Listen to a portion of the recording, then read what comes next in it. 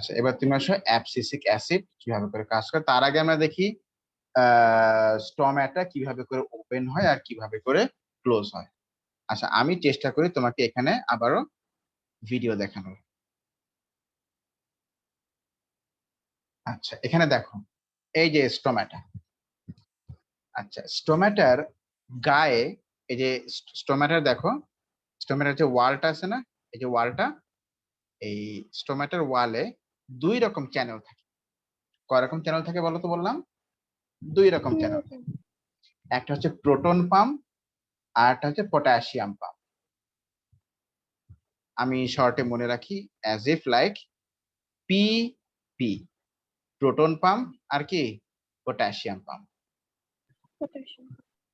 দুই রকম পাম্প। তো দেখো যখন কি হয়, তো যখন ধরো প্রোটন পাম্প কি করে, প্রোটন তো প্রথমে প্রোটন পাম্প কি করে, এই যে গার্ড, এই সেলটার নাম কি বলতো? গার্ড সেল, ঠিক আছে কিনা? হ্যাঁ, এই গার্ড সেলের এখান থেকে যে প্রোটন পাম্প গুলো আছে, সেই প্রোটন পাম্প গুলো বেসিক্যালি এখান থেকে ওপেন হয়ে যায়। প্রোটন পাম্প গুলো যখন ওপেন হয়ে যায়, তখন প্রোটন গুলো গার্ড সেলের বাইরে বের হয়ে পড়ে। বলো প্রোটন গুলো কি হয়? গার্ড সেলের বাইরে বের হয়ে পড়ে। তাহলে শুরুই হচ্ছে প্রোটন দিয়ে। তাহলে proton travels out of the guard cells, তাই না?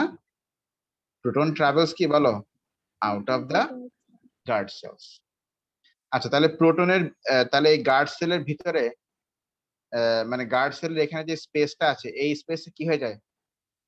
মানে সরি, গার্ড সেলের এই সেল মেমব্রেনে কি হয় বলতো? অনেক নেগেটিভ হয়ে যায় না, যেহেতু প্রোটন সব বের হয়ে গেছে, তাই তো?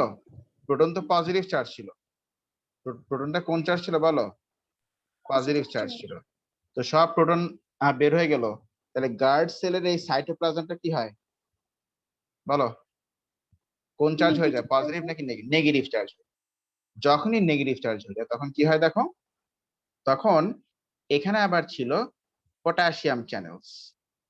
পটাশিয়াম চ্যানেলস ছিল, কি ছিল বলো? পটাশিয়াম চ্যানেলস ছিল। এই পটাশিয়াম চ্যানেলস দিয়ে আবার পটাশিয়াম ঢুকে এই গার্ড সেলের ভিতরে। গার্ড সেলের ভিতরে বলো আবার কি ঢোকে? পটাশিয়াম ঢোকে। আচ্ছা, হুম। যখন প্রোটন, আমি আবারও তাহলে বলি, প্রোটন গুলো যখন সব বের হয়ে গেল, তখন গার্ড সেলের ভিতরে অনেক